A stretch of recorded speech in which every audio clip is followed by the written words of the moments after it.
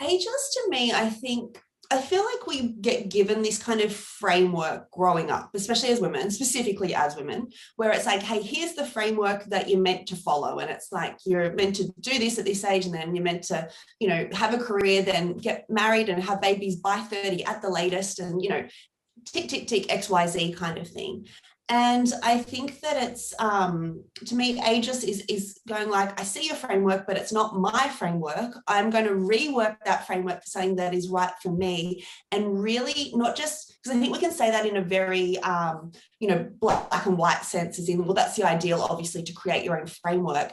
But when you have to go through, in my case, 39 years of undoing of what society has told you to be, or taking on what your parents' framework is, or, whatever framework you've absorbed, you've actually got to undo that to rebuild it. And I think that's the hard bit. So to me, Ageless truly means accepting your own framework and your own timeline, and not doing the compare and despair around what someone else is doing, or what, this almost like globbed on societal framework that we've absorbed over time. What are some of the tips and tricks that you've learned along the way that have really worked for you, that have impacted your vitality, that have impacted how you feel about yourself on the inside and how you look on the outside? Because I think we all learn tips and tricks from places we live, people we meet, things we aspire to.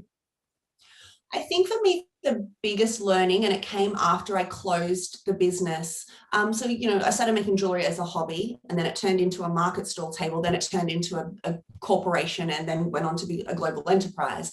But what I didn't do in that time was I didn't replace that hobby. So I think, I remember many times, you might have been asking me this in our interview in New York, like, what do you do for fun? What's your hobby? And it was always, creative. Designing jewellery is my hobby.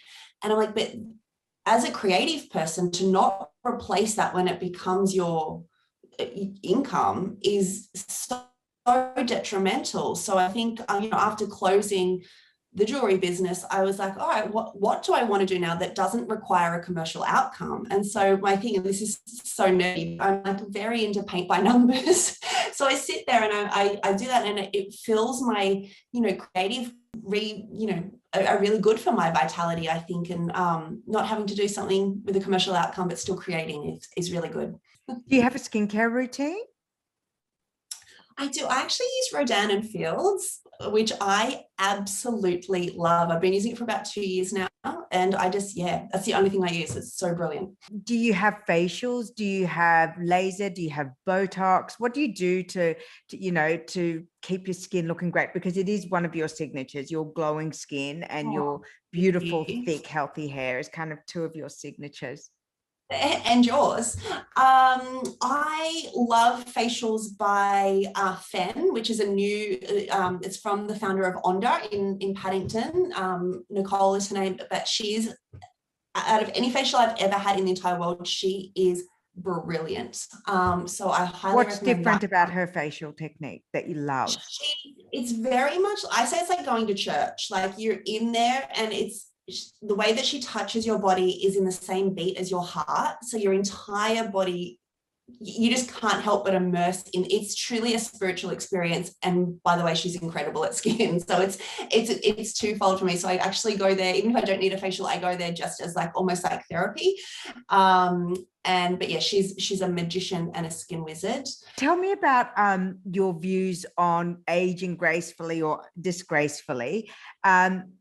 What are your thoughts on having intervention like biohacking, supplements? Would you ever consider surgery or lasers or injectables? Yeah, absolutely. I have absolutely no problem with that.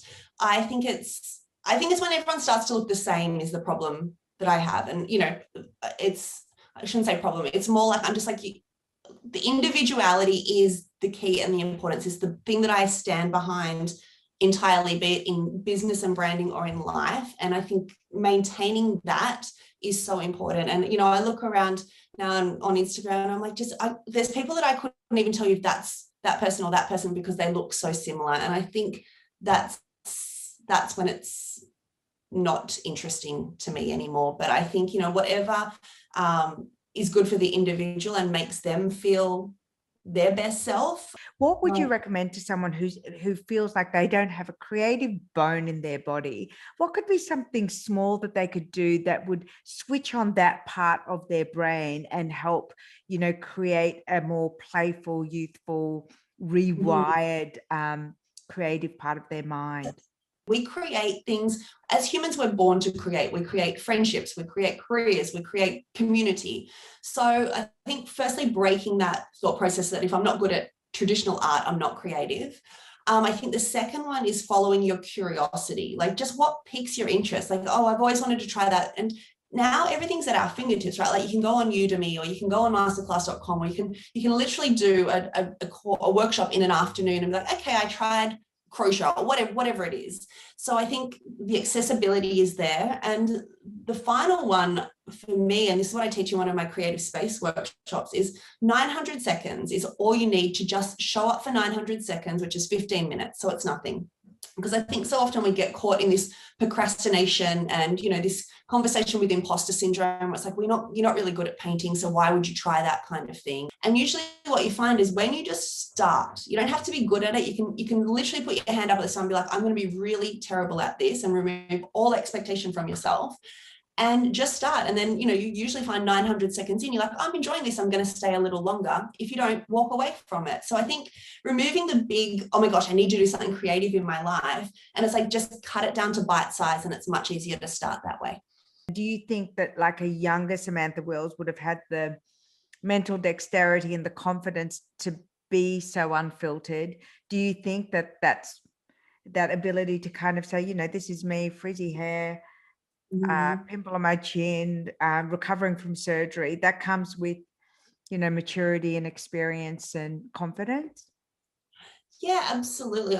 And to answer the first part of your question, I don't think younger me would have had that confidence to do it. I think what I had gone through with the endometriosis and with the surgery and with closing the business, and I think the underlying thing to me was how I had spoken to my body over that time, and with when the endo wasn't diagnosed. And the words I would use in my head was like, oh, this is so annoying, you're such a hindrance, like it was so vile that I really sat with it and be like, man, if my best friend every single month was in screaming pain, crying out for someone to help her, and I turned around and said, God, you're annoying, like you're such a hindrance. Like I would never, ever think of saying that to my best friend, but that's how I was talking to my body when it was asking me for help. Wow, so I think it was such really a big revelation.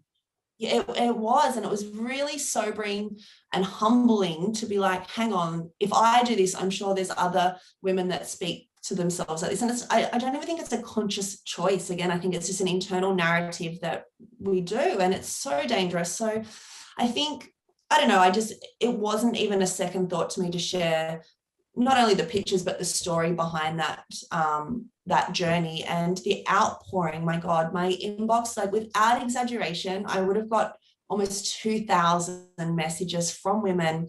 I think, endo as a disease in itself is not at all talked about as much as it should be. It's quite common. It's 1 in 9 women. And because it's, it affects your monthly cycle, women have been brought up again with framework to be like, oh, we don't talk about that publicly. Or, you think back to ads, when we're growing up, the carefree ads, you're like, all right, well, that girl's wearing white capris on a bicycle. Like, all right, well, I guess that's what it's meant to look like. Kind of like there was just no framework around, hey, it can be this, or this, not just like it's meant to be this. So adding normality and normalizing that conversation was important. And that was about the photo, that was about the story, and that was about, hey, we need to normalize this conversation. And if you were to time travel to your 50s, what would that wiser, more experienced version of Samantha say to you today? Oh, she'd probably tell me like not to be working 15-hour days without setting foot outside the house, and get a bit more wellness back in there. I think she'd be like, hey, you've just been through a really big health journey. How about you listen to your body when it is talking to you? Because it's like I know, but I'm still my own worst enemy in those senses. So I think it would be a health-related conversation from 50-year-old Samantha. I would love you to share with us, what are some quick hacks that take you from blah to feeling or presenting fresh Mhm. and your most vital, youthful self? Oh, I think at a very surface level, getting in and washing your hair, like with not just like a normal shampoo and conditioner, but you know, those scalp scrubs, like really, like it's a really visceral kind of, you know, shedding, almost like a baptism. And you know, blow drying your hair for me is a really grounding and centering one. And I think movement in and of itself, like even if it's not for a physical, you know, wellness priority, moving the body moves energy. And I think, you know, if I'm working on something and I need a creative solution, I will get up and walk around and move to try and shift that energy to allow what is trying to find me to a place to land. So that would be my two very simple hacks.